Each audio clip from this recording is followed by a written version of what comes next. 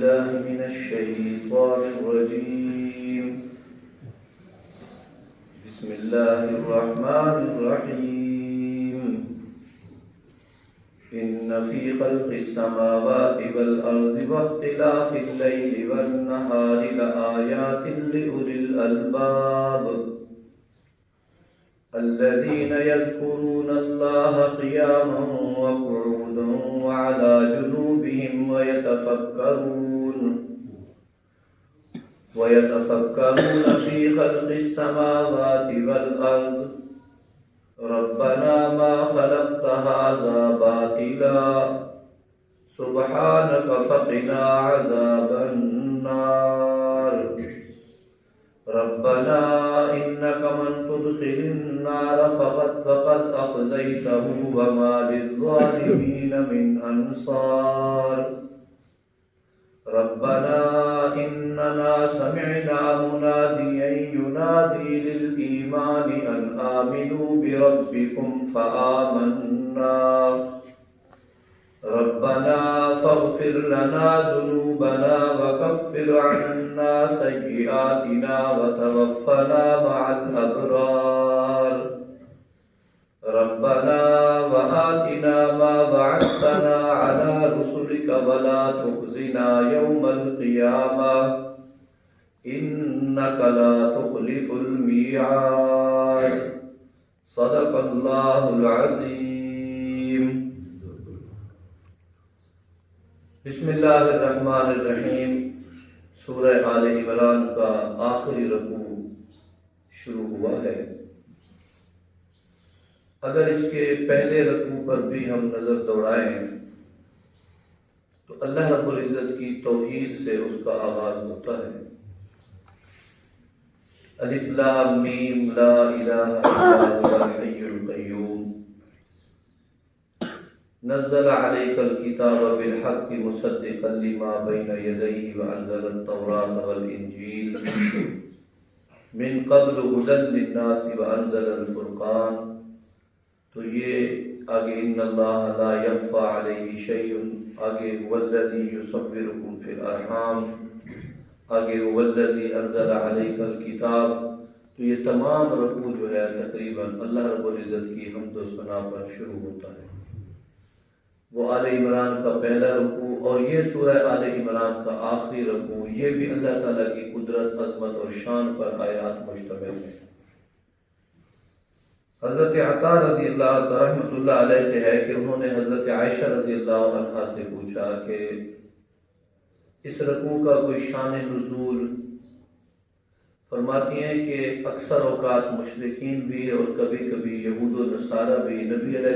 السلام سے عجیب عجیب قسم کے مطالبات کرتے تھے. مثلا کبھی یہودی کہتے جی ہمارے نبی نے تو ایک لکڑی تھی اس کو پتھر پہ مارا 12 چشمے نکل آئے. مکے میں پانی کم ہوتا ہے، یہاں پانی کے لیے ہمیں مسائل ہیں، تو آپ ایسا نہیں کر سکتے کہ پانی نکل آئے.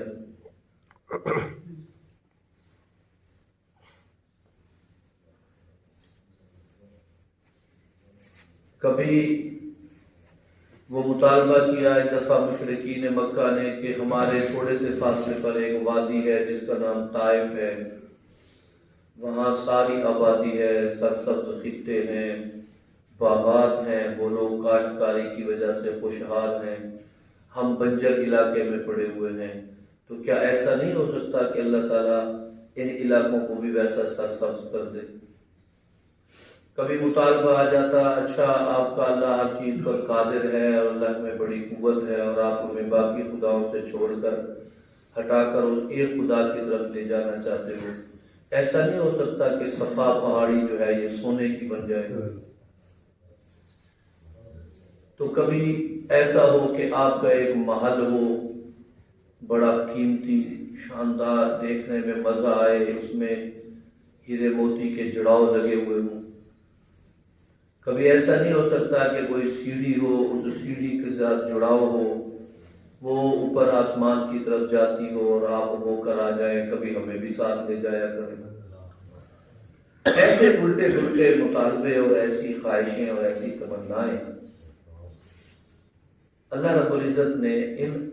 ان کے بے جا مطالبات جو کبھی وقتاً فوقتاً مختلف لوگوں کی طرف سے ہوا کرتے تھے، ارشاد فرمایا ان فی خلق السماوات والارض،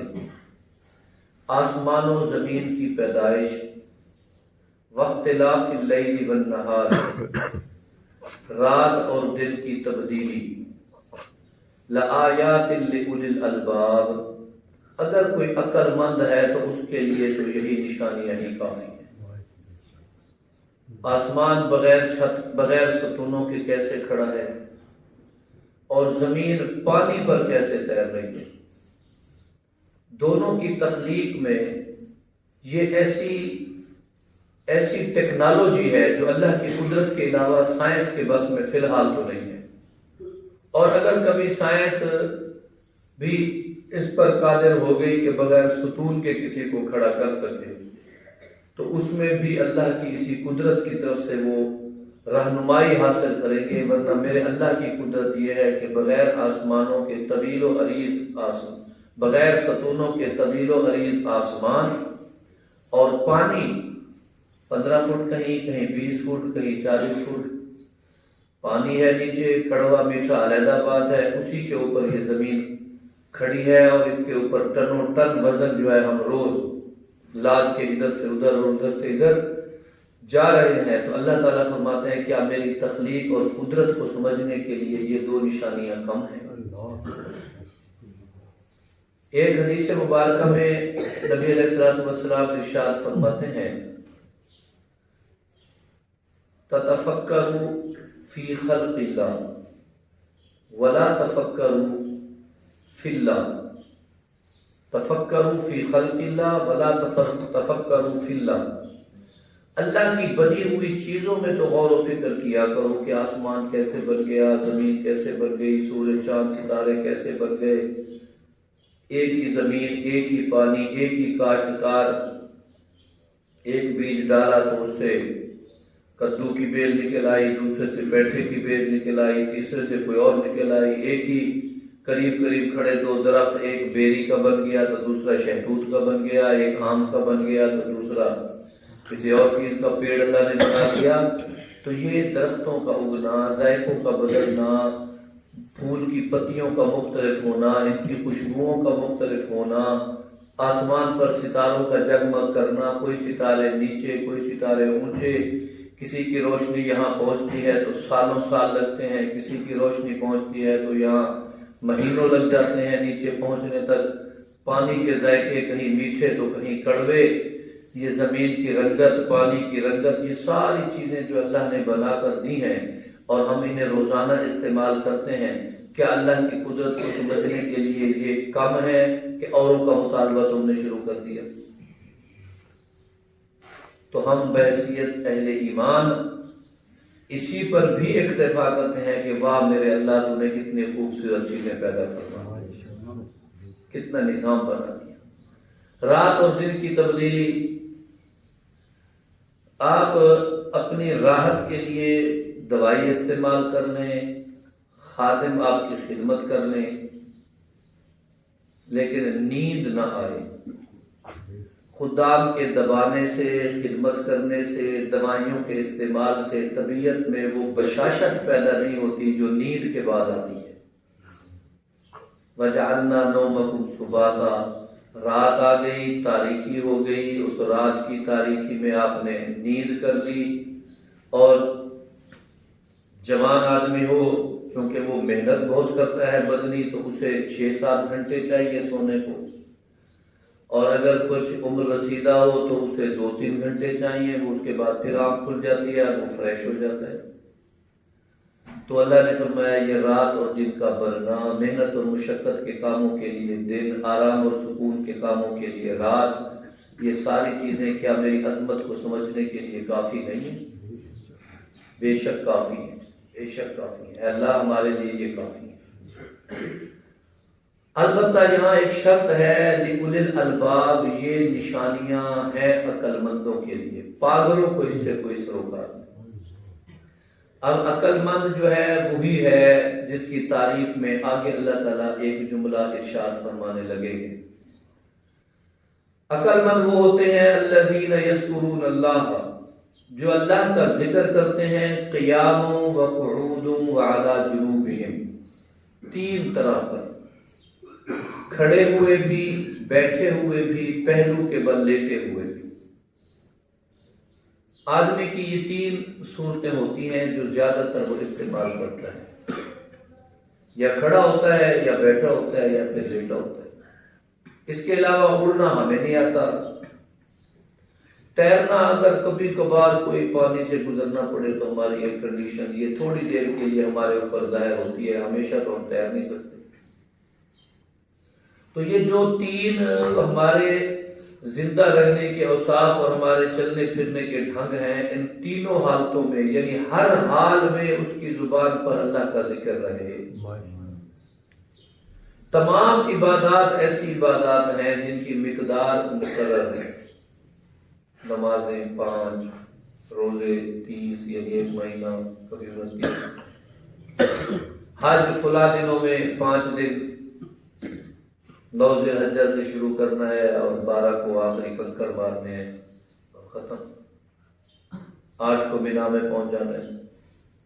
تو اسی طرح باقی تمام زکوٰۃ ہے تو ایک نصاب مقرر ہے. لیکن ذکر ایسی شے ہے جس کی کوئی مقدار مقرر نہیں. اٹھتے بیٹھتے چلتے پھرتے، ایک حدیث پاک میں ارشاد ہوتا ہے اتنا ذکر کرو، اتنا ذکر کرو کہ لوگ تمہیں مجنون سمجھنے لگے. ہر وقت اللہ کی تعریف زبان پر جاری ہے. اس سے مراد تو ذکر قلبی اور ذکر جہری ہے. اس کی 2 قسمیں ہیں. بعض اوقات اونچی آواز میں ہلکا بنا کر بیٹھے ذکر کریں، اور بعض اوقات تنہائی میں مراقبے کی صورت اختیار کر لیں اور بیٹھے بیٹھے اللہ کی قدرتوں کو سوچتے بھی رہیں اور اللہ کا ذکر بھی کرتے رہیں. 2 چیزیں آ گئی. دوسری اس میں جو لکھتے ہیں فقہا، اس سے جو جزوی نکالتے ہیں وہ کہتے ہیں اس ذکر کی افضل صورت نماز ہے. تو قیامت کا معنی ہے نماز کھڑے ہو کر پڑھیں اگر صحت مند ہے، اور اگر کھڑے ہونے کی قدرت نہیں ہے تو قعوداً بیٹھ کر پڑھیں، اور اگر بیٹھنے کی قدرت بھی نہیں ہے تو اعلیٰ جنوبہم لیٹ کر پڑھیں. کسی صورت میں معاف نہیں ہے. نماز بھی تم نے پڑھنی ہے اس حالت میں. تو یذکرون اللہ قیاما وقعودا وعلی جنوبہم ویتفکرون فی خلق السماوات والارض، آسمان و زمین کی بناوٹ میں تفکر، غور و فکر کرتے رہتے ہیں کہ سبحان اللہ، اللہ نے یہ اور اس کے درمیان کی چیزیں کتنی اعلیٰ بنا دی ہیں، کتنی عمدہ بنا دی. مفسرین لکھتے ہیں اگر آدمی آسمان و زمین کی بنی ہوئی چیزوں پہ غور و فکر کرتا ہے اور کسی نتیجے پر پہنچتا ہے، اللہ کی تخلیق، اللہ کی قدرت، اللہ کی طاقت، اگر وہ ان تمام چیزوں کی محنت کے بعد اللہ کی طرف متوجہ ہوتا ہے، پھر تو اس نے جو یہ محنت کی غور و فکر والی، یہ سائنس، یہ لیبارٹری، یہ تجربات، یہ مشاہدات، یہ ساری چیزیں، اگر یہ ساری چیزیں اسے رب کی طرف متوجہ کرتی ہیں پھر تو یہ عقل مند ہے. اور اگر یہ ساری چیزیں سمجھنے، پڑھنے، لکھنے کے باوجود بھی رب العلا کی طرف دھیان جانے کی بجائے کسی اور سمت جا رہا ہے تو یہ عقل مند نہیں ہے. کیونکہ اللہ فرماتے ہیں عقل مند وہ ہے جو غور و فکر کرے. اللہ کی چیزوں میں غور و فکر کرنا عقل کی دلیل ہے. اور جب ان چیزوں میں غور و فکر کرتا ہے، صبح شام اللہ کے ذکر میں مصروف رہتا ہے، ربنا ما خلقت ھذا باطلا، جس بھی چیز کو دیکھتا ہے تو آخر میں یہی زبان پر آتا ہے میرے اللہ تو نے دنیا کی یہ چیز بھی باطل یعنی بیکار پیدا نہیں فرمائی، اس میں بھی کوئی حکمتیں موجود ہیں. ہم چھوٹے تھے تو سرائکی میں مجھے یاد ہے غالباً میری دادی اماں ہمیں ایک کہاوت سنایا کرتی تھی، ہم ہنسا کرتے تھے اسی بات پر کہ اللہ نے دنیا میں کوئی چیز بیکار پیدا نہیں کی، اس کا کوئی نہ کوئی فائدہ ہے، ہمیں سمجھ آئے یا نہ آئے. پتہ نہیں وہ کہتی تھی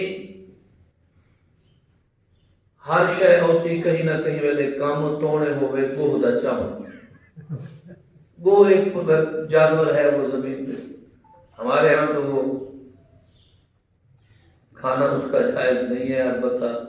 ہمارے غیر مقلد حضرات جو ہیں جو اپنے آپ کو اہل حدیث کہتے ہیں وہ اس کو حلال سمجھتے ہیں۔ بہرحال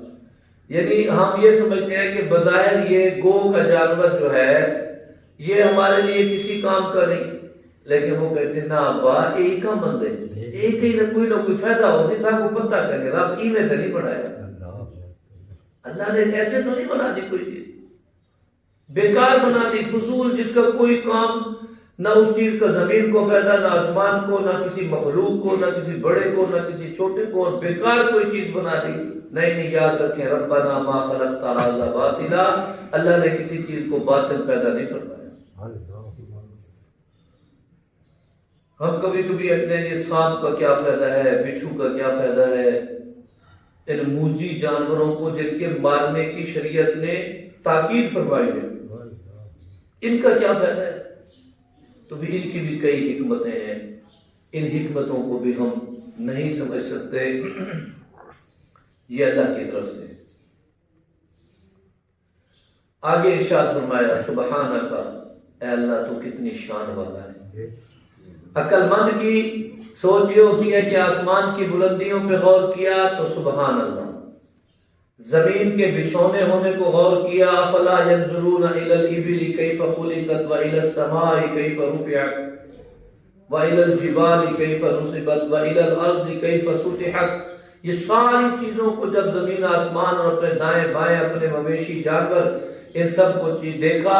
تو زبان پر یہی بات آئی سبحان اللہ، واہ میرے اللہ کیا پیدا کر دی، کتنی لذت والی چیزیں پیدا کر دی، کتنی قدرت والی چیزیں پیدا کر دی، کتنی نعمت والی چیزیں پیدا کر دی۔ تو ایک مومن عقل مند جو ہے ان سب چیزوں کو دیکھ کر یہی کہتا ہے سبحانک،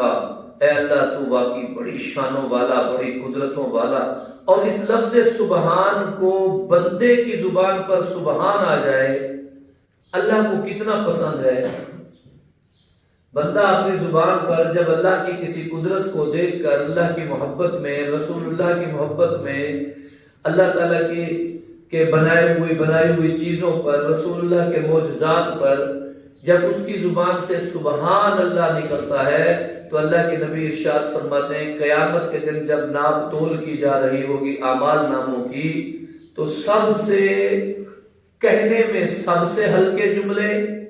اور جب تولا جائے گا تو وزن میں سب سے بھاری جملے سبحان اللہ و بحمدہ سبحان اللہ العظیم۔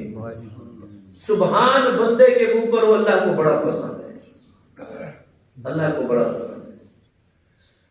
سبحانک فقنا عذاب النار، اے اللہ تو بڑی شانوں والا ہے، تو بڑی عزت و عظمتوں والا ہے، ہمیں جہنم کی آگ سے بچا دے۔ ربنا، اے ہمارے رب، انک من تدخل النار فقد اخزیتہ، اگر تو نے کسی کو آگ میں ڈال دیا تو تو نے اس کو رسوا کر دیا، وما للظالمین من انصار، اور جو اللہ کے حکم سے آگ میں چلے گئے ان کو بچانے والا بھی کوئی نہیں، ان کا مددگار بھی کوئی نہیں، ظالموں کا نصرت کرنے والا کوئی نہیں ہوگا۔